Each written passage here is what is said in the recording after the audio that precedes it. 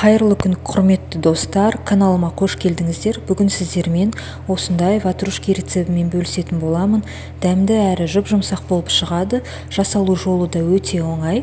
Каналымда әртүрлі қолжетімді әрі оңай жасалатын рецептермен бөлісемін. Сол себепті тіркеліп қойыңыздар. Ең алдымен ыдысымызға 300 мл жылы сүт құйып аламыз. 1 шай қасық толтырмай тұз саламыз. 50 грамм қант саламыз және 50 грамм сары май саламыз. Жақсылап осыны араластырамыз.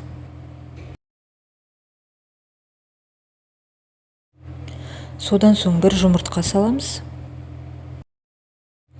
Және 1 шай қасық құрғақ ашытқыны салып, барлығын жақсылап араластырып аламыз.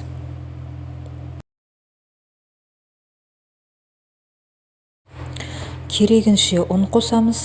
Аз-аздан ұнымызды қосып, қоюланғанша венчикпен, содан соң қолымызбен қамыр илейміз.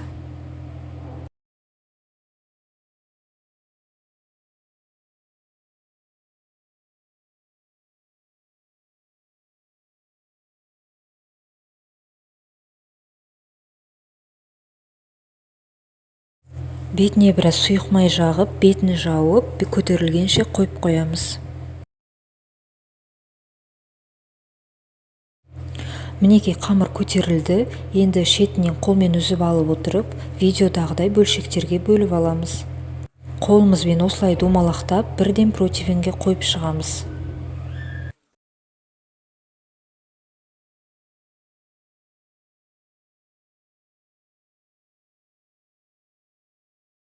Кішкентай дөңгелекшелерге бөліп алдық. Енді бетін жауып, 10-15 минутқа көтерілгенше қоямыз. Қамырымыз дайын болғанша, көтерілгенше салмасын жасайтын боламыз. 200 грамм сүзбе, яғни творогқа 1 жұмыртқа қосамыз. 2 ас қасық қант қосып, жақсылап шанышқының көмегімен араластырамыз.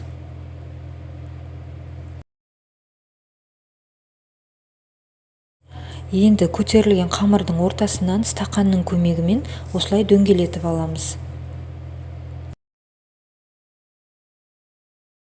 Артынан біраз қолмен басып жіберуге де болады.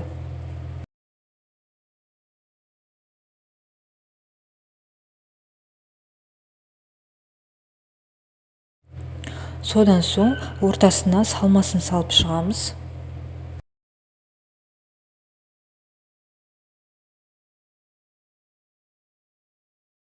Бір жұмыртқаға 1 ас қасық сүт қосып, жақсылап араластырып, ватрушкидің шетіне жағып шықтым.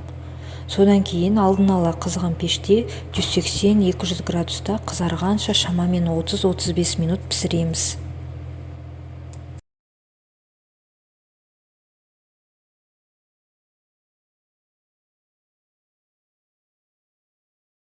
Ватрушкиміз дайын болды. Жұп-жұмсақ, әрі дәмді, әдемі болып шығады. Осы рецептпен менде 12 штук ватрушки шықты. Осы рецептпен жасап көруге кеңес беремін. Егер де сізге видео ұнаса, лайк басып, каналыма тіркеліп, комментарий қалдырып кетуіңізді сұраймын.